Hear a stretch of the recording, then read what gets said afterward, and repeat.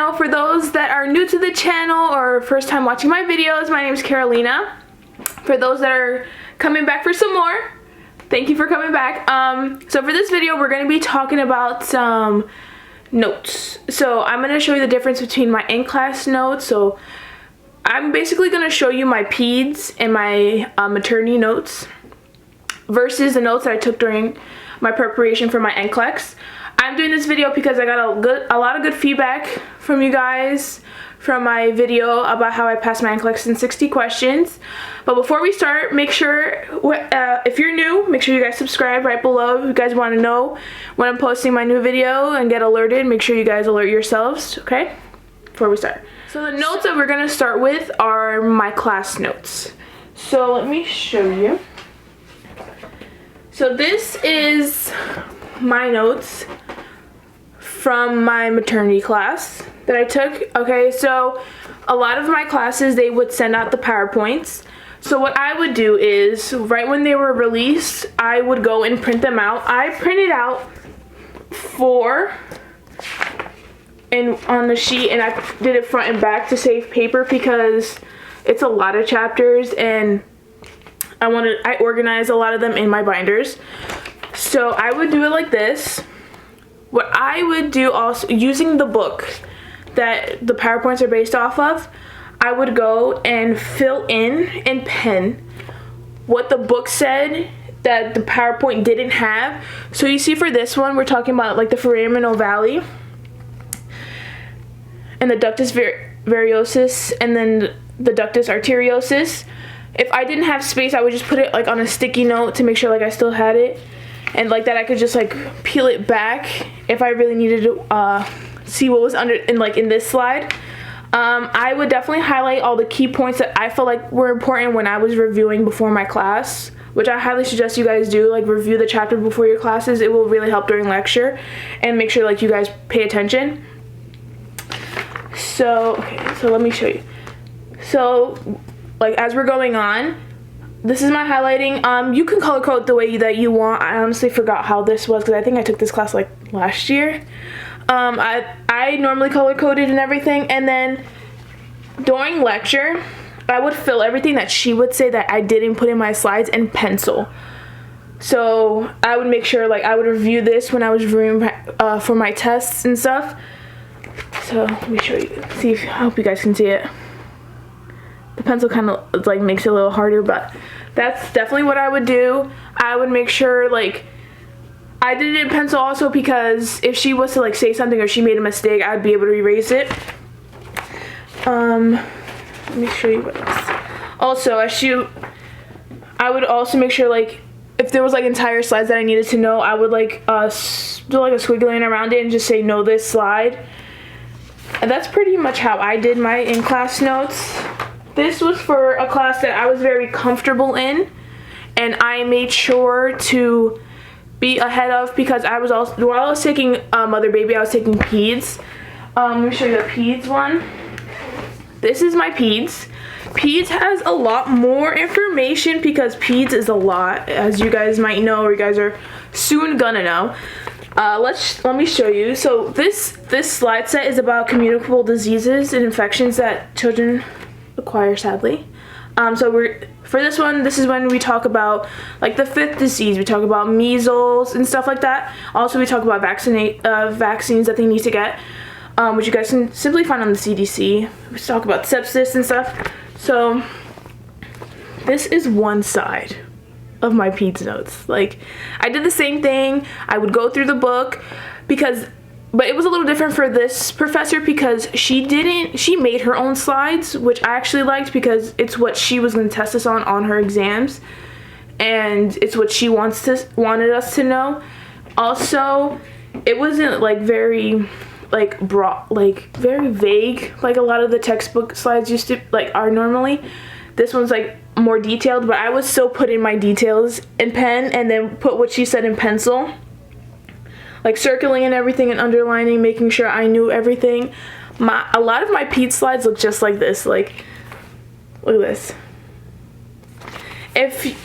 Especially for like all the classes that I knew that I needed like a lot of work on, or like the subjects that I knew were going to be difficult, I filled in everything that I possibly could before my lectures. And like if I really found something, and like she would say something or she would like repeat it and be like, make sure you know this, I would make sure to highlight it, like that when I went back, when it was time to review for my exams, I definitely knew what to look for.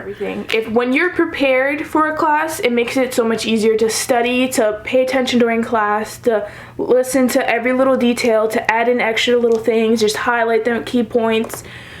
I didn't go super insane because I wanted to focus on the things that my professors felt like was important. So I always went by the slides, and if they said anything, I'd make sure to fill it in.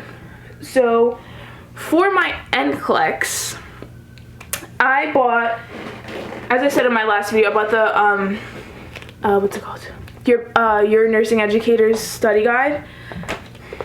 This is my courage. It's my favorite show. Looks like this.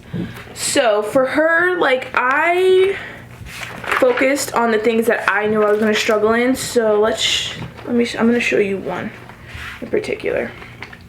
So this is pretty much what my book looked like, my binder. It's like a PDF, and I just put holes in it and I put it in a binder. So for acid and base, I made sure to highlight it because that's something that I always struggled with, because like the arrows and like the different values, like if one's down, the other one's up. So I definitely made sure to focus on it. I even put like sticky notes in it and everything. Also, I made sure to focus on potassium, because potassium is huge for heart failure and diuretics, and like you have to know what has potassium so we can tell our patients to eat or not to eat. It all depends on it. So it's pretty, and like positioning. So I focused on the things that I was weak in for my NCLEX, especially during her guide. I suggest you guys buy it. I believe it's only like $20. It's really cheap and it's really, really good. It gives you like a basic overview. So like you see for like insulin, she had it in a chart, and then I wrote it out myself, and like I color coded the onset, the peak, and the duration, and then I put like specific notes. So like regular insulin, you can give it IV drip, but then and it's also a clear solution, so when you're mixing your insulins, you know, like the NPH, you mix it clear, cloudy. And also I put how to do it and everything. So for her, I read through her guide twice. I wrote out all her pharm section of it, because pharm has always been my weakness. It's always going to be my weakness. Honestly. My last video I talked about the Mark, I don't know how to pronounce his last name, so Mark K for me. So this is like his basic overview of the priority section. The Kaplan decision tree, I wrote it out too because it helped me with the questions that I really didn't know. Like, and then this is the details of my notes for the priority part of his presentation. A lot of you guys emailed me about it. I got to all the emails, I hope. If I did not get back to your email, please just email me and tell me. Yeah. And then my professor, she like gave us a therapeutic nutrition overview for one of our Kaplans, so I definitely made sure to go over it for my NCLEX because it's very important, especially for patients with stroke. You know what to give them, what not to give them. Also for patients with specific diseases like celiac, heart disease, and stuff like that. Labs and everything. These are nursing.com handouts that I got when I had the free subscription, like I told you guys. I definitely went over the ABG analysis one. It definitely helped me. I don't think I have this one anymore. If you guys want, you guys can email me and I will give you a basic overview of how I study for my ABGs. Nope, I have no problem with sharing and everything. So pretty much what my binder looked like for an overview. So I also told you guys how I did the NCSBN. So I had own spiral notebook for that. What this one looked like, I basically went through all of them because it's like it's an overview of all the different body systems. So this is, I just basically wrote it out and did color coding and everything. For the heart, which was a little bit more intense for me, I definitely went more into it. Like, this is my section for heart failure. This is what it looks like. If you guys hear my dad in the back, I'm sorry. And my brother. they don't know how to be quiet. For hypertension, how we have specific guidelines to determine the category that the patient is in. I made sure like to outline that because that's important to know, and like the specific Cape Verdeans, man. On the phone they still yelling. Jesus. Definitely do this for UWorld if you guys do have the time or you guys are doing it early. So what I would do is write out the question, write out the correct answer, and write out the rationale. So I would do this for all the questions that I got wrong, or the questions I definitely did not have any idea what they were talking about. It definitely helped me because I feel like writing things out, it's like muscle memory instead of just like reading it sometimes. A lot of people can type out things and it'll help them. If you want to do that, go ahead.